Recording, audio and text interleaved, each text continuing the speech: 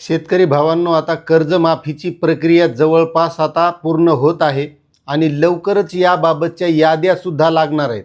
आणि तरीसुद्धा बऱ्याच शेतकऱ्यामध्ये गोंधळ आहे की आपण पात्र ठरणार का अपात्र ठरणार, आपल्याला 50,000 मिळणार, असा बराच संभ्रम हा शेतकऱ्यामध्ये आणखीसुद्धा आहे.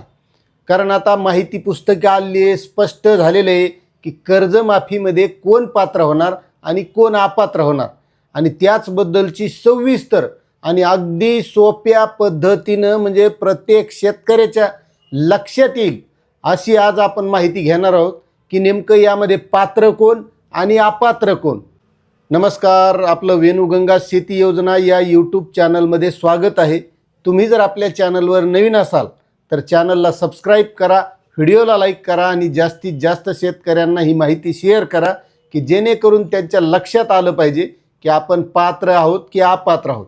आता एक लक्षात घ्या, आपण सुरुवातीला बघू की अपात्र कोण आहेत. म्हणजे अपात्र लक्षात आले की समजून घ्यायचं की आपण यामध्ये बसणार नाहीत. आता त्यामध्ये अपात्रतेमध्ये मंत्री, खासदार, आमदार, जिल्हा परिषद सदस्य, पंचायत समिती सदस्य, नगरसेवक आणि असे कर्मचारी की ज्यांचा पगार हा 25,000 रुपयापेक्षा जास्त आहे. आणि इन्कम टॅक्सच्या बाबतीत, कारण बरेच शेतकरी हे इन्कम टॅक्स भरत असतात, त्यामध्ये शेती बाह्य उत्पन्नातून जर तुम्ही इन्कम टॅक्स भरत असाल तर तुम्ही यामध्ये अपात्र होणार आहात.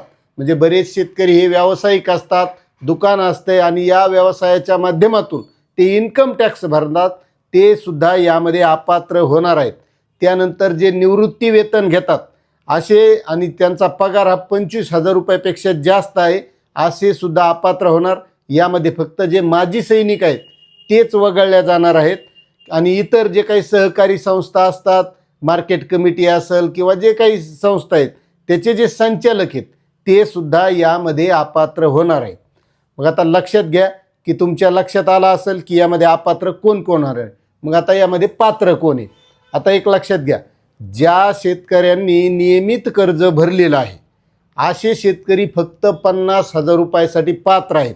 तर त्या शेतकऱ्यांनी 2022-23, 2023-24, 2024-25 या 3 वर्षामध्ये नियमित कर्ज उचलले आणि नियमित भरले. त्यामध्ये एखादं वर्ष जर भरलेलं नसेल तर ते 50,000 रुपयासाठी पात्र आहेत. मात्र यामध्ये सुद्धा मोठा पण आहे.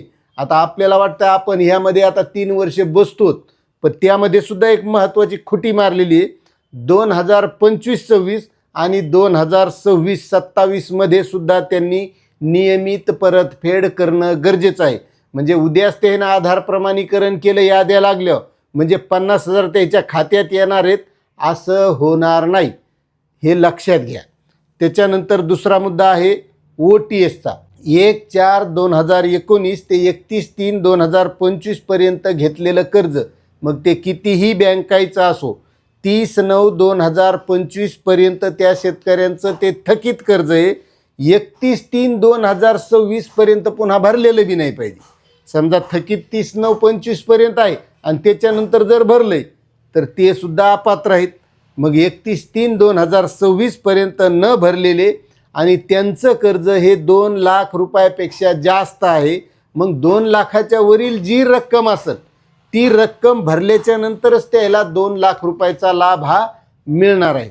मग आता यामध्ये पुन्हा तिसरी गोष्ट आहे की जे शेतकरी असे आहेत की ज्यांनी 2019च्या कर्जमाफीचा लाभ घेतलेला आहे, असे त्या शेतकऱ्यांना सुद्धा या कर्जमाफीमध्ये तारखेनुसार जरी वाटत असला आपण यामध्ये पात्र आहोत, तरी त्यांना 50,000 रुपयाच्या वरची जी काही रक्कम येईल ती ज्यावेळेस ते खात्यामध्ये भरतील त्यावेळेसच त्यांना 50,000 रुपयाचा लाभ हा या योजनेच्या माध्यमातून मिळणार आहे, हे लक्षात घ्या. कारण हे सगळा तार खायचा खेळ आहे.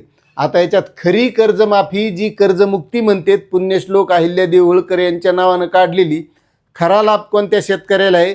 ज्या शेतकऱ्यांनी 1/4/2019 ते 31/3/2025 या तारखेच्या दरम्यान कर्ज घेतलेलं आहे.